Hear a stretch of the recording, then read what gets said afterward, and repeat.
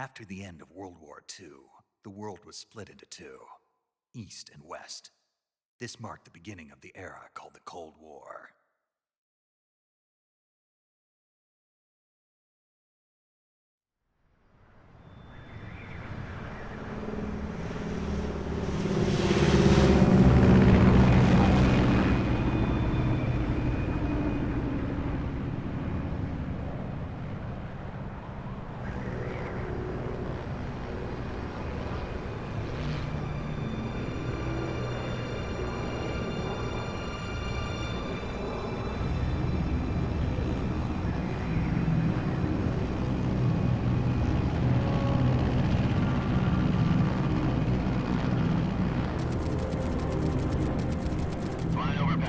Altitude 30,000 feet. Approaching Soviet airspace. 20 minutes to drop off. Commencing internal depressurization. Equipment check. Arm main parachute. All right. You ready to go? Drop zone still showing a high pressure mass. Cav okay. Good. We've got high visibility.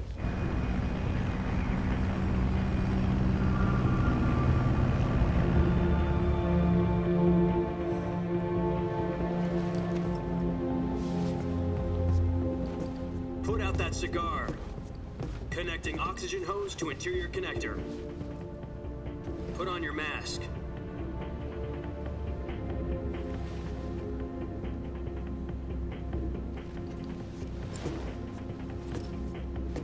Does this panty waste know what he's doing? Approaching release point. 10 minutes to drop off. Hey, are you deaf? He said put out the cigar and put on your mask.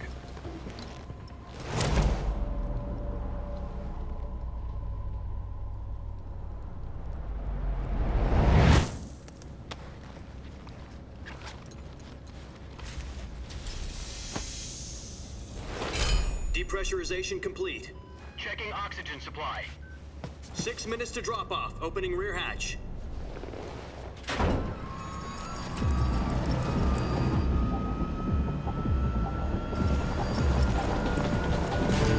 Sunrise.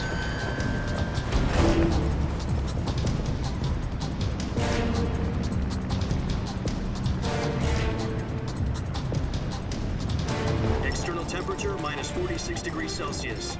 2 minutes to drop off. Stand up. You'll be falling at 130 miles per hour. Try not to get frostbite from the wind chill. 1 minute to drop off. Move to the rear. Activate bailout bottle. This is one for the history books. The world's first halo jump. 10 seconds to drop off. Stand by. Status okay. All green. Prepare for drop-off. Countdown. 5, 4, 3, 2, 1. Spread your wings And fly. God be with you.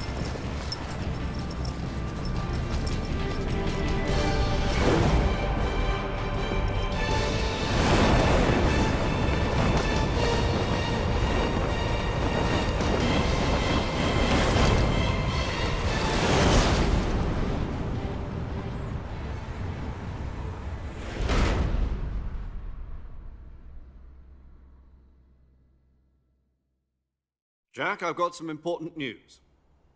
The head of the CIA has finally given us the green light for the virtuous mission. Virtual mission? No, the virtuous mission.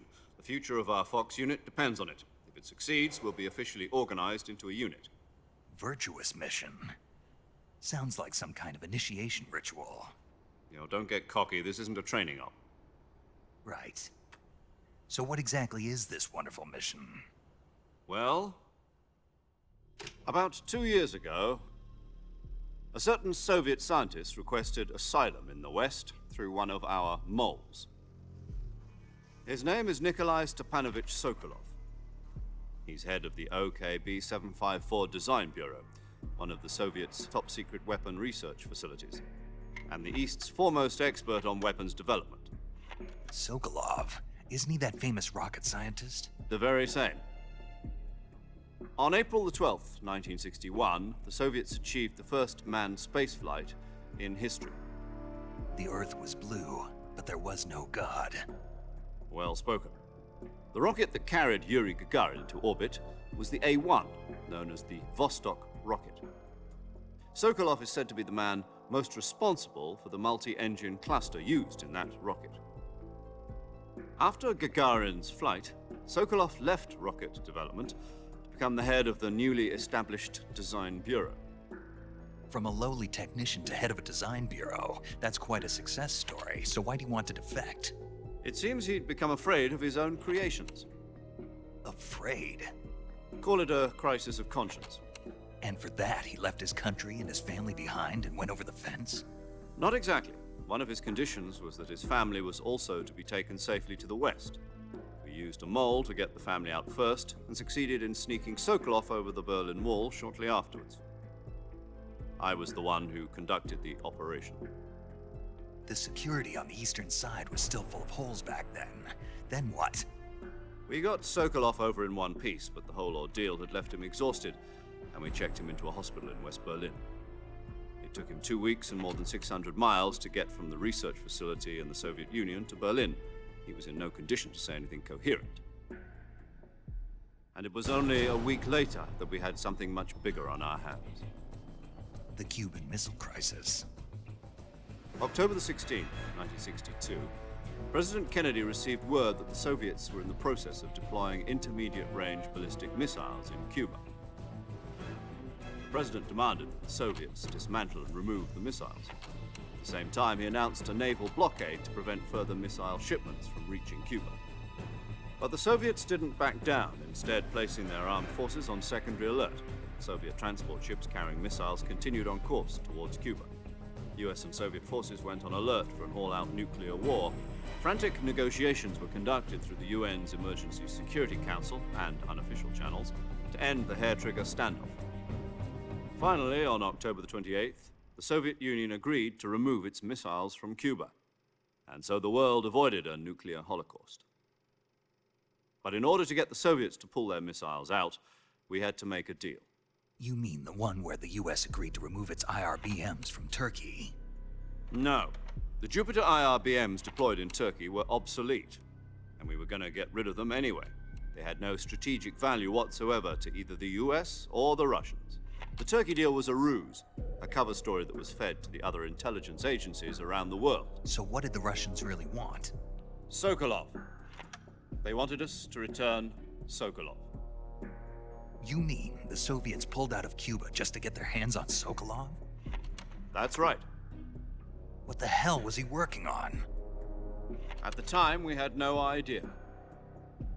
We were running out of time. It was either give up Sokolov or risk full-scale nuclear war. In the end, we had no choice. President Kennedy gave in to Khrushchev's demand. The next day, I got Sokolov out of the hospital, handing him over to agents on the eastern side. Sokolov kept on screaming, "Save me," until he disappeared from my sight. Then a month ago, we received some new information from one of our moles. About Sokolov? Yes. He was taken back to the research facility and forced to continue working on the weapon in question under KGB supervision. What's more, it's on the verge of completion. So what kind of weapon is it? Something to do with space rockets? No, missiles. Same technology. I guess you're right. We don't know the details, but it appears to be a new kind of nuclear device. For half a year now, the Soviets have been conducting frequent nuclear tests at Semipalatinsk. Something to do with the weapon, I assume. We're talking about a secret weapon so big that Khrushchev was ready to pull out of Cuba to get it back. Is Sokolov still in the facility? No. According to our intelligence, he's in Selino-Yarsk, a place in the mountains about 3 miles to the west that's known as the Virgin Cliffs. The Virgin Cliffs. Nice name for a virtuous mission. They moved him there just recently. Why? Apparently, they're conducting a field test of the weapon, but it's our best chance to get him back. This mission would never have been possible if he was still in the research facility. This is our last chance. Sokolov must have known that too when he contacted us.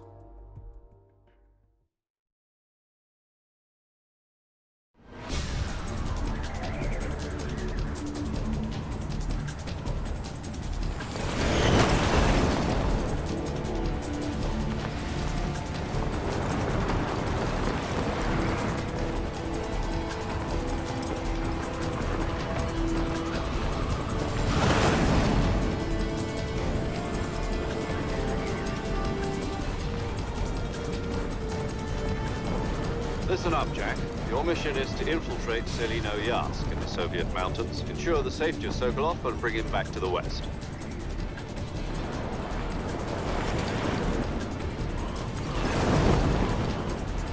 If we don't get Sokolov back before that weapon is complete, we'll be facing a major crisis. The clock is ticking.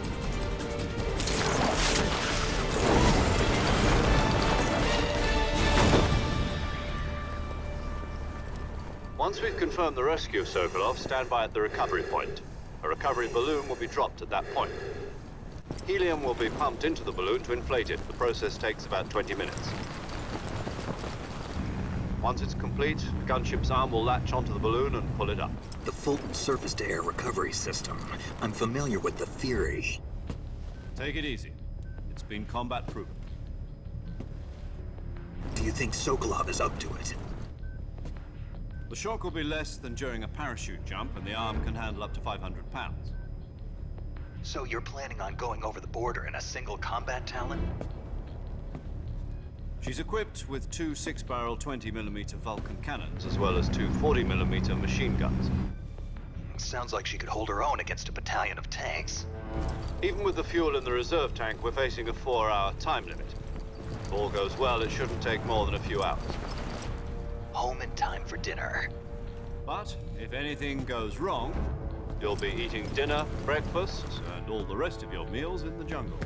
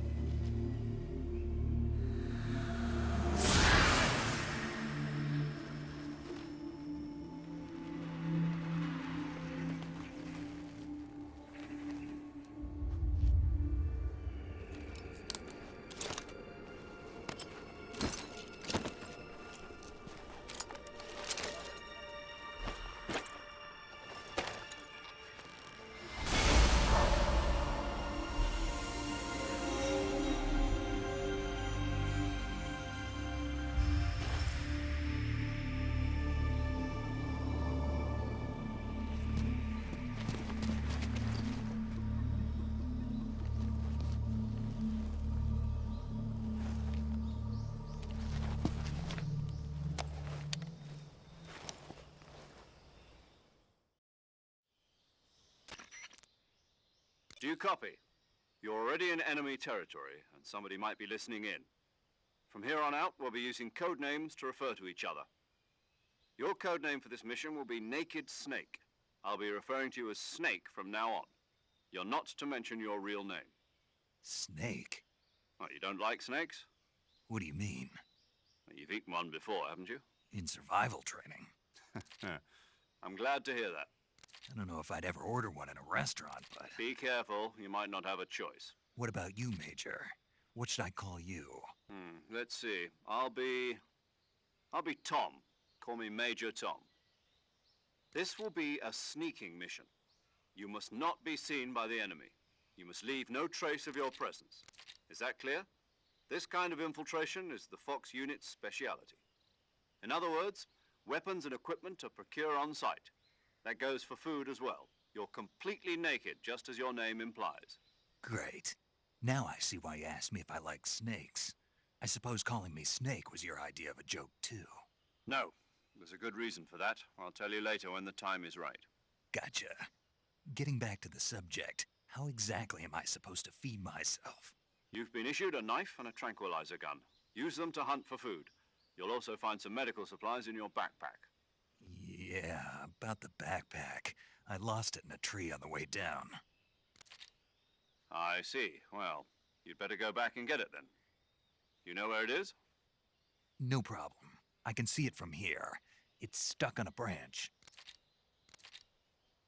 To climb a tree, stand in front of a tree that's covered in ivy and press the action button. I'll be monitoring your progress over the radio. We can't risk violating Soviet airspace, but I'll be in the gunship. My frequency is 140.85. I'll give you a call if I need to talk to you. If you need to talk to me, use the send function. Okay, Snake, go get your backpack.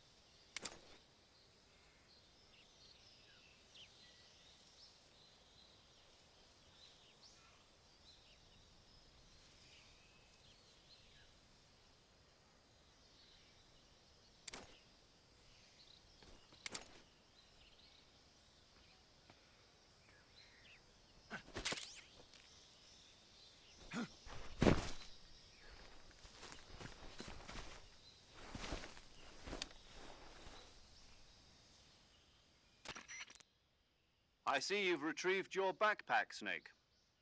To equip a weapon, it's necessary to take it out of your backpack. In the survival viewer, choose Weapon from the backpack. Your available weapons will be displayed in a list on the screen. From that list, choose the weapon you want to equip and press the Enter button.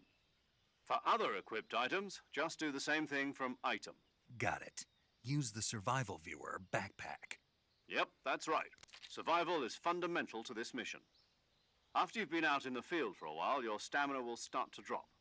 If your stamina gets too low, it'll affect your performance. You won't be able to shoot accurately, for example, and your wounds won't heal as smoothly. Keep an eye on your stamina so you don't run out. To recover lost stamina, you can hunt for local flora and fauna. You can use either your tranquilizer gun or your knife to hunt. My only weapon is a Mark 22 Hush Puppy tranquilizer gun? That's right. It's been fitted with its own suppressor. However, the suppressor will deteriorate every time you fire. Once its durability reaches 0, the noise suppression effect will be gone. So don't get too trigger happy with it. The suppressor's durability is shown in the icon. Any weapons and equipment beyond what you're carrying now, you'll have to find as you go. I have to find my own weapons and equipment? Whose crazy idea was this anyway? Solo covert actions are standard Fox operating procedure. You can't leave any traces of your presence. No weapons, equipment, footprints, sweat, or bodily waste. The same goes for bullets and cartridges, too. Your presence in enemy territory is already a violation of international conventions of warfare. There aren't supposed to be any American soldiers in Russia. It could spark an international incident. You can't let anyone see you. You can't let the enemy know you're there. This is a stealth mission. You're a ghost, Snake, in every sense of the word. And there'll be no rescue if you're captured. The military and US government will deny any involvement in the affair. Then I'll just have to take care of myself, huh? I'm afraid so. You've been given a fake death pill for that purpose. SIS guidelines stipulate that soldiers on covert ops like this one be issued a potassium cyanide capsule. Tape it to your body so you can take it when you need to. How generous of you. Use it if you're taken prisoner by the enemy. It'll send you into a state of false death for a short time. Fooling them into thinking that I'm really dead. So how do I come back to life? Just take the revival pill. You mean that thing they put in my tooth before the mission? That's the one. But be careful. If you remain in a state of false death for too long, nothing will be able to bring you back. Remember that. I'll keep it in mind. You said this was a solo mission, right? Right. I guess that means I can't count on any reinforcements. Correct. The mission rests entirely in your hands. A real one-man army. Relax. There's a support team ready to back you up over the radio. Who? I'll introduce them to you. This time, survival is of utmost importance. The first member of the support team will be in charge of monitoring your physical condition, acting as a medic, so to speak. as well as recording your mission data. She's a member of Fox as well, and she's here on the gunship with me. She? Hello, Snake. I'm paramedic. Nice to meet you. Paramedic. As in a medic who comes in by parachute. Aren't you going to tell me your real name? Are you going to tell me yours, Mr. Snake? My name, huh? It's John Doe. And they call you Jack for short. You're a regular Captain Nemo. A name means nothing on the battlefield. After a week, no one has a name. What's your name? Jane Doe. Very funny. I wasn't joking, but I'll tell you my name only if you manage to make it back alive. My frequency is 145.73. She's also in charge of recording your mission data. Whenever you want to save, send a message over the reserved save frequency, 140.96. So saving lets me record my mission data. That's right. It also records the state of your health. Good to know. There's one more person I want to introduce you to, Snake. Huh? Speaking of snakes, you remember the boss, don't you? A legendary soldier and your mentor. Actually, it was the boss that got the DCI's authorization in the first place. She's going to be serving as Fox's mission advisor. The boss is? She also helped me plan this mission. She and I were at SAS together. Jack, is that you? How many years has it been? Boss? That's right. It's me. Talk to me. Let me hear your voice. It's been 5 years, 72 days, and 18 hours. You've lost weight. You can tell just by the sound of my voice. Of course I can. I know all about you. Really? Well, I don't know anything about you. What's that supposed to mean? Why'd you disappear on me all of a sudden? I was on a top secret mission. You didn't need me anymore. But there were still so many things I wanted you to teach me. No, I taught you everything you needed to know about fighting techniques. I taught you all I could. The rest you needed to learn on your own. Techniques, sure. But what about how to think like a soldier? How to think like a soldier? I can't teach you that. A soldier needs to be strong in spirit, body, and technique. And the only thing you can learn from someone else is technique. In fact, technique doesn't even matter. What's most important is spirit. Spirit and body are like two sides of a single coin. They're the same thing. I can't teach you how to think. You'll just have to figure it out for yourself. Listen to me, Jack. Just because soldiers are on the same side right now doesn't mean they always will be. Having personal feelings about your comrades is one of the worst sins you can commit. Politics determine who you face on the battlefield. And politics are a living thing. They change along with the times. Yesterday's good might be tomorrow's evil. Is that why you abandoned me? No, it had nothing to do with you. I already told you, Jack. I was on a top secret mission. A soldier has to follow whatever orders he's given. It's not his place to question why. But you're looking for a reason to fight. You're a natural-born fighter, but you're not quite a soldier. A soldier is a political tool, nothing more. That's doubly true if he's a career soldier. Right and wrong have no place in his mission. He has no enemies and no friends. Only the mission. You follow the orders you're given. That's what being a soldier is. I do whatever I have to get the job done. I don't think about politics. That's not the same thing. Sooner or later, your conscience is going to bother you. In the end, you have to choose whether you're going to live as a soldier or just another man with a gun. There's a saying in the Orient, loyalty to the end. Do you know what it means? Being patriotic. It means devoting yourself to your country.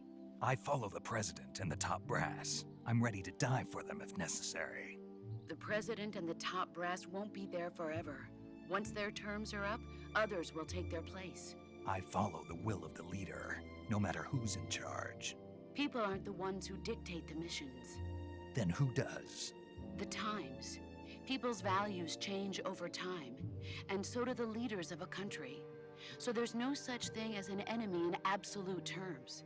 The enemies we fight are only enemies in relative terms, constantly changing with the times. As long as we have loyalty to the end, there's no point in believing in anything, even in those we love. And that's the way a soldier's supposed to think? The only thing we can believe in with absolute certainty is the mission, Jack. All right, but do me a favor. What is it? Call me Snake. Snake. Oh, right. Your code name is Snake. It suits you well. That's right. The legendary unit that the boss put together during World War II was a snake. The Cobra unit, a group of heroes that brought the war to an end and saved the world. As long as you've got a legendary hero backing you up, you'll be fine. Isn't that right, Snake? Yeah, I can't think of anyone else I'd rather have with me. Oh, and one more thing, boss. Yes? It's good to hear your voice again. Same here. After all, who knows if either of us will make it out alive? Snake, you are always best at urban warfare and infiltrating buildings. But this is the jungle. Survival is going to be key. Those CQC techniques I taught you are sure to come in handy. CQC? Close quarters combat, huh? I've been in the Green Berets for the past few years. I'm probably pretty rusty. Not to worry. I'll be here to help you remember. After all, this is your first actual survival mission. I'll be supporting you over the radio. Where are you, boss? Next to the Major? The boss is communicating with us by radio from aboard a Permit-class submarine in the Arctic Ocean. My frequency is 141.80. Call me if you need my advice on battle techniques. Gotcha. Your mission is to retrieve Dr. Sokolov. Dr. Sokolov is being held in an abandoned factory located to the north of your current position. Avoid heavy combat and don't let anyone see you. Don't forget that this is a stealth mission. Snake, try to remember some of the basics of CQC.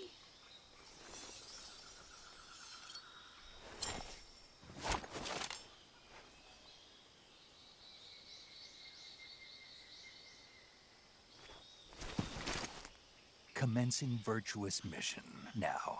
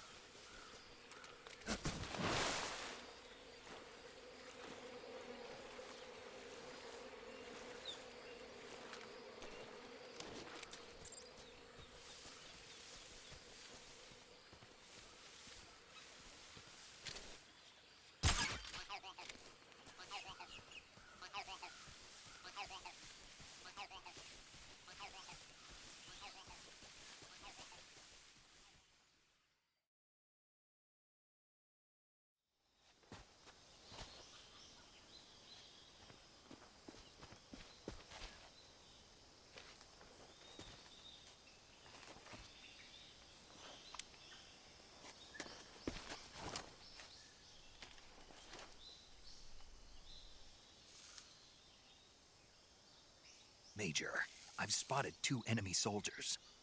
They're probably KGB troops sent to guard Sokolov.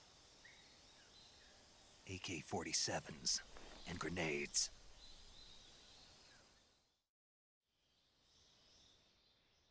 Snake, your presence in Soviet territory is already a violation of international law. We can't let the Kremlin find out that the CIA and the American government are involved.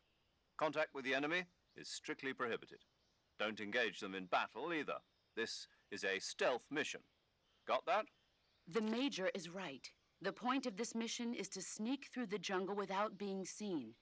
The success of the mission depends on how well you use your camouflage. Change your camouflage by selecting Camouflage from the Survival Viewer. The Uniform option lets you pick your uniform, while the Face option lets you change your face paint. Choosing camouflage that blends in with your surroundings will help you conceal yourself more effectively. Also, don't forget that anything that moves will stand out in the jungle. If you just stand up and run around like an idiot, you're bound to be spotted. But if you crawl instead, you should be able to sneak by without being noticed. You can see how effective your camouflage is by looking at the Camo Index. The Camo Index shows how well your current camouflage blends in with the surrounding area. The higher the value, the harder you are to spot, and vice versa. The key is to make yourself one with nature. Keep that in mind as you go along, okay?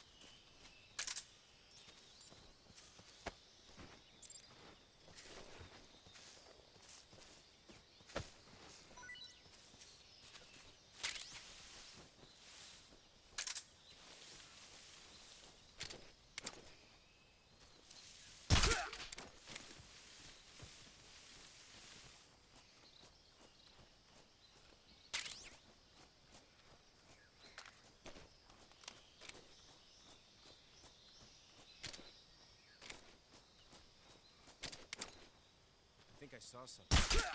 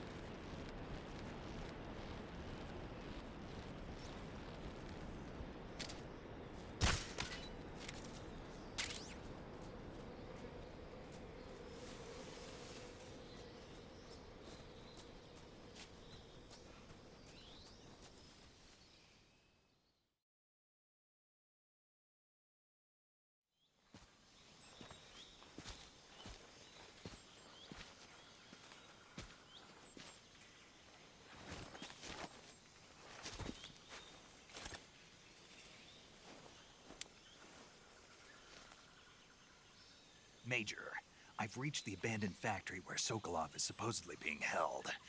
This place is a dump.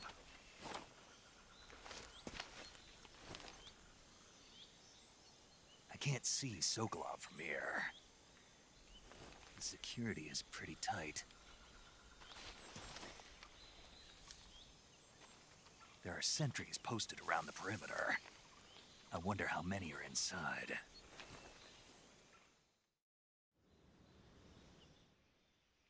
Your objective, Sokolov, is inside the factory. They should be holding him in a room in the northeast section. Northeast section.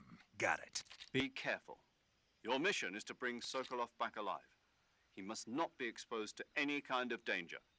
Do not approach Sokolov while in the alert phase. Right. Oh, and one more thing, Snake.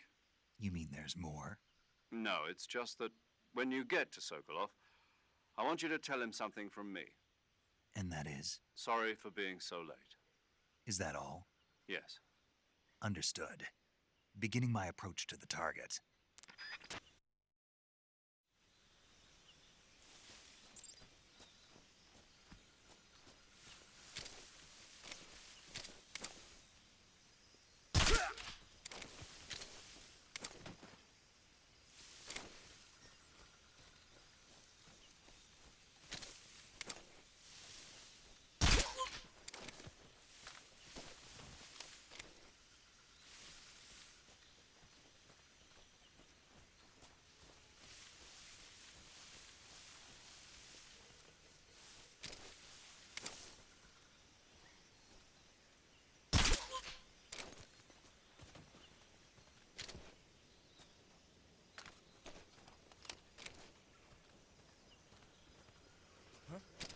Who was that?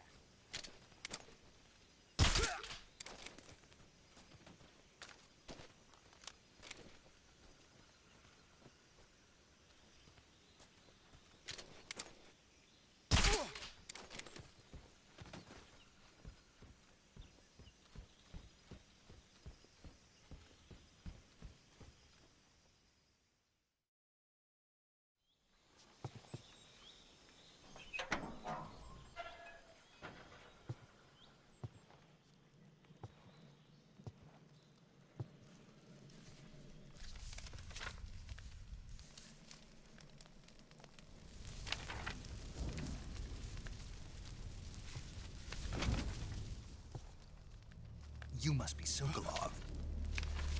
Are you one of Volgin's men?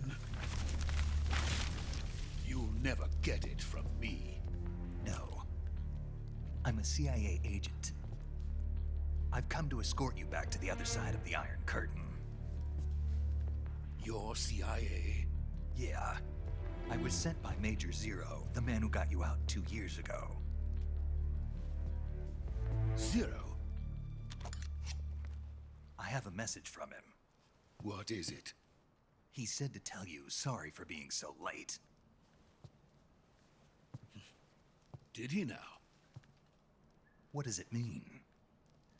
It means he's a man of his word.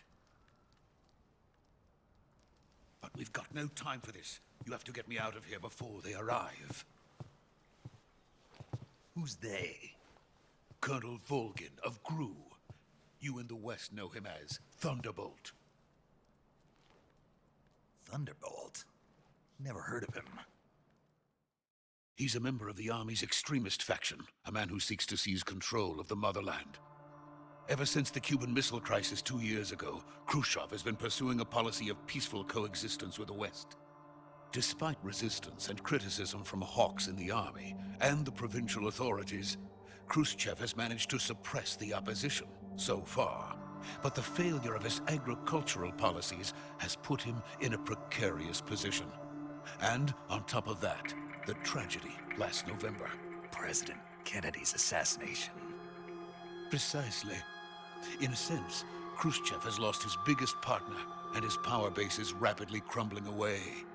A certain group is plotting to use this opportunity to seize power by rallying the anti-government forces, overthrowing Khrushchev, and installing Brezhnev and Kosygin in his place. The mastermind behind this plot is Colonel Volgin of the GRU. he has control over another secret weapons research facility much like this one, OKB-812, known as the Granin Design Bureau, and is using it to further his plans. But that is not enough to satisfy him.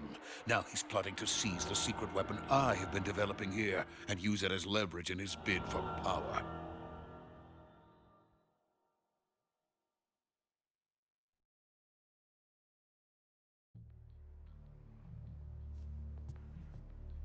The intelligence says that they are going to make their move during the test.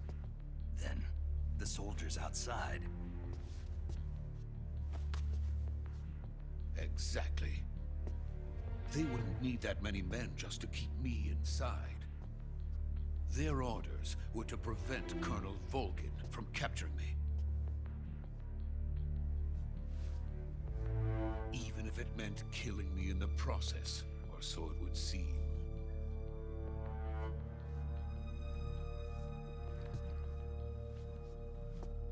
Volgin will come. I'm sure of it. You must get me out of here before then. Leave it to me. By the way, your Russian is superb. Where did you learn to speak it? From my mentor. Is that so? America's truly a frightening country. Having second thoughts. No. I have no love for this place. Let's go.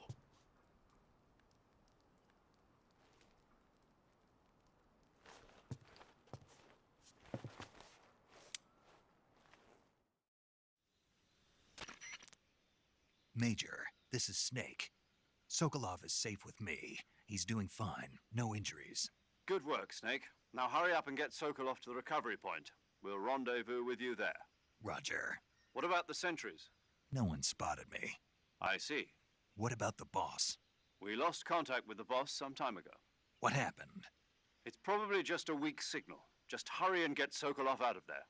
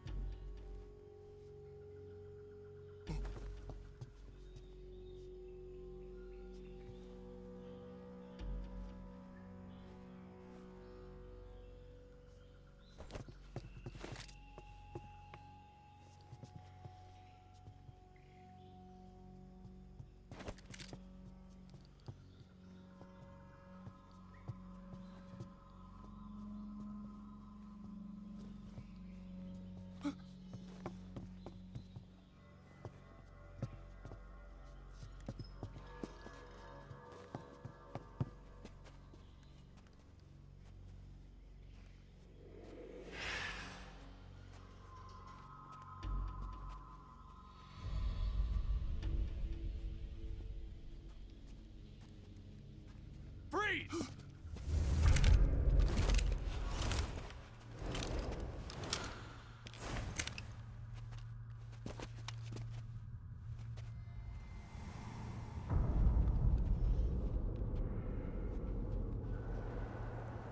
So this is the legendary boss. Huh?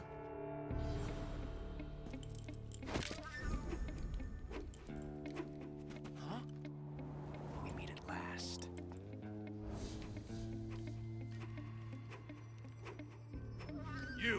You're from the Ocelot unit of Spetsnaz. Huh. What's a crew soldier doing here? Soldier?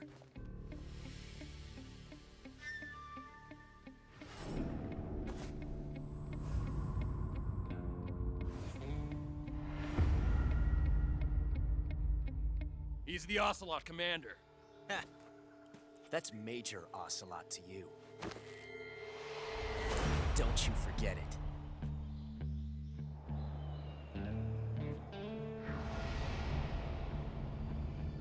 Sokolov is ours. Now get out of here. And Ocelot never lets his prey escape. What?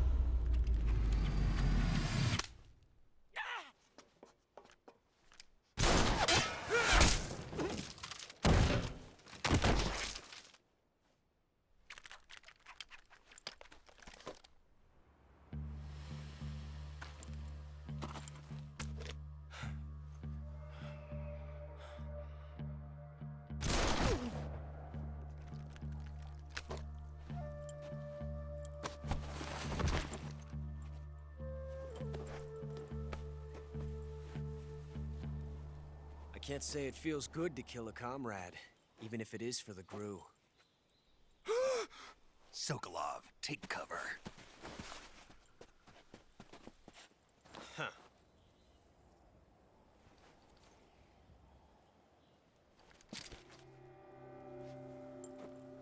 Huh.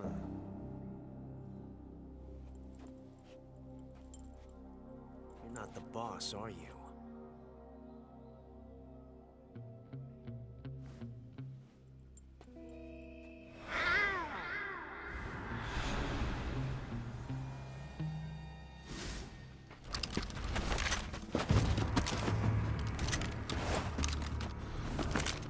GRU operatives! What is that stance? Huh. That gun.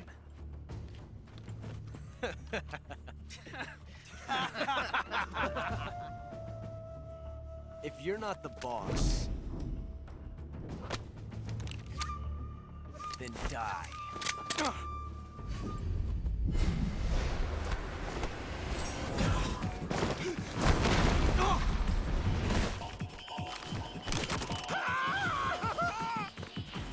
Major! Leave it! Shoot the other one!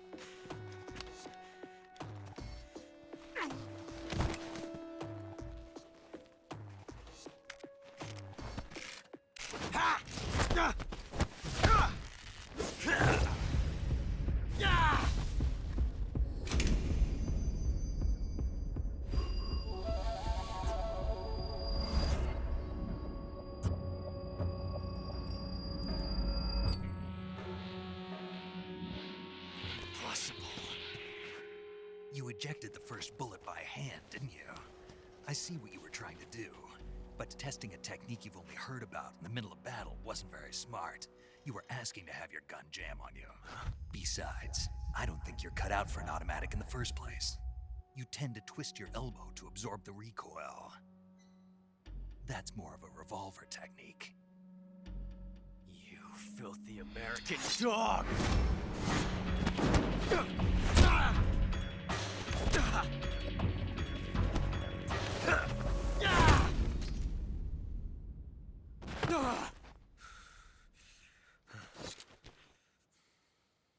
But that was some fancy shooting. You're pretty good. Pretty good.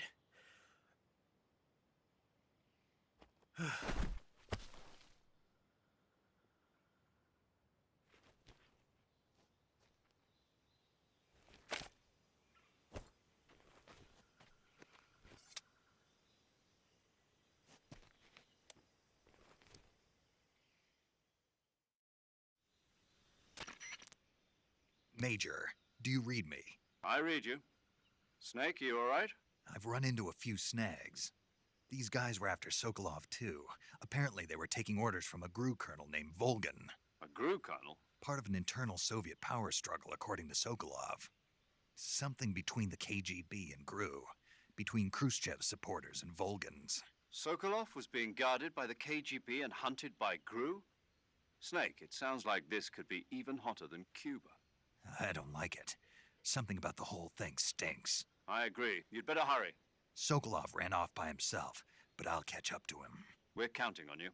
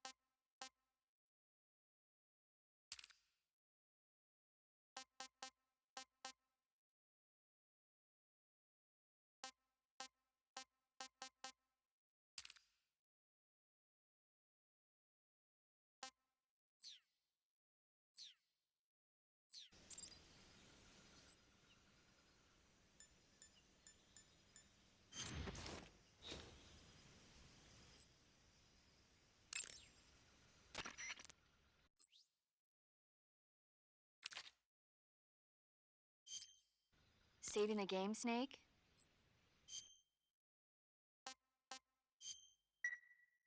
Hey, Snake, you ever heard of Godzilla, King of Monsters? No, what is it? It's a movie. You haven't seen it? Nope. It's about this monster called Godzilla, who grows to an enormous size in a nuclear test and goes on a rampage in Tokyo. Nuclear test, huh? Then the Marshall Islands must be crawling with giant monsters right about now. It's just make-believe. Maybe that's why my pants have been so tight lately. Snake, it's a movie, not a report out of Los Alamos. I know. So then what happened? Godzilla is immune to all weapons, and humanity has no way to stop the monster. Dr. Shirazawa develops a new type of weapon, but meanwhile Godzilla is getting closer and closer to Tokyo, obliterating everything in his path. It was originally a Japanese movie, but they made an American version too. I recommend seeing the original Japanese one if you ever get the chance. It's mostly mindless fun, but it's also got a serious anti-nuke message as well. Where can I see the original? You'll just have to go to Japan. Really? That's too bad. If you wait 40 years, you might be able to see it in America too. It might even win awards all across the globe in 60 years. Why's that? 2024 will be Godzilla's 70th birthday. You think they're still going to be making Godzilla movies then? Of course. Everybody loves Godzilla. You sure know a lot about movies. I don't suppose you're the movie-watching type, are you? Not really. Okay, then I'll tell you everything I know. When the going gets tough, movies can save your life. It's always good to be able to look at things from a different perspective when you get in a jam. That's the magic of movies. No kidding.